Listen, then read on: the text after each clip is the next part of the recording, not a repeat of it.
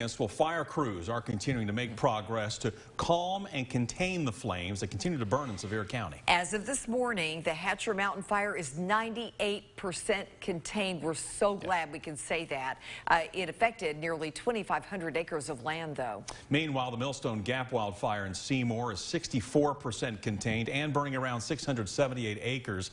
As crews make progress, roads are opening back up on Hatcher Mountain, and people are able now to survey the damage. Over 300 homes were impacted. WATE 6 on Your Side reporter Kristen Gallant spoke with one of those victims today. She joins us now live in Sevier County. So many stories of loss, Kristen.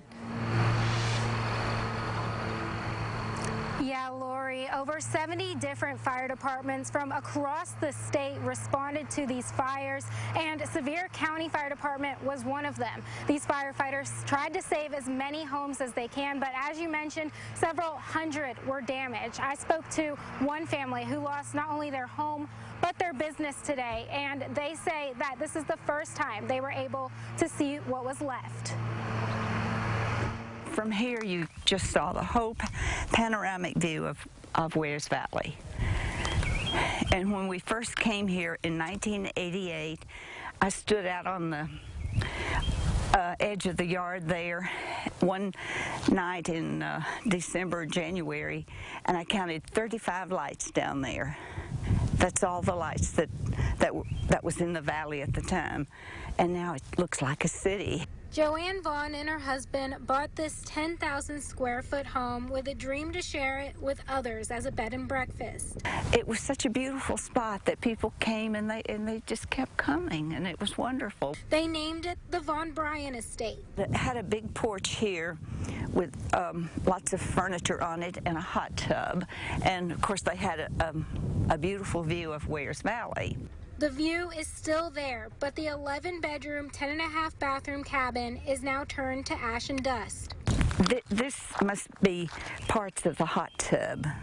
Vaughn says that on Wednesday, her granddaughter saw the smoke from the mountainside and called 911. I'm not sure that there's a way to describe what kind of sinking feeling you have when something like this happens. Their home was right next door.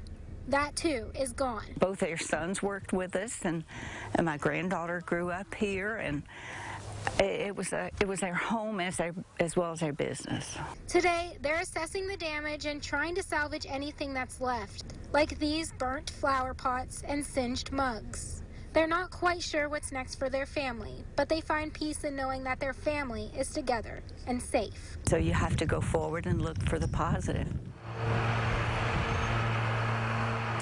They say at this point they're not sure if they're going to rebuild, but Vaughn says if they do, that'll be an exciting venture after so much tragedy. Guys.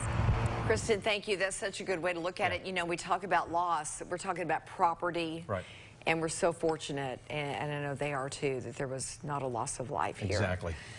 You know, we should note that while the evacuation areas for both fires have shrunk by quite a bit since last week, some people still aren't able to get back to their property just yet. That is why the county added damage assessment to the online evacuation map, and you can now get a look at just how badly buildings were damaged inside that evacuation zone. Now, you'll see several buildings were affected or noted minor damage, but a large number of homes showed in orange were destroyed by the flames. Now, we have a link to that map on our website, made it easy for you to find. Just go to WATE.com.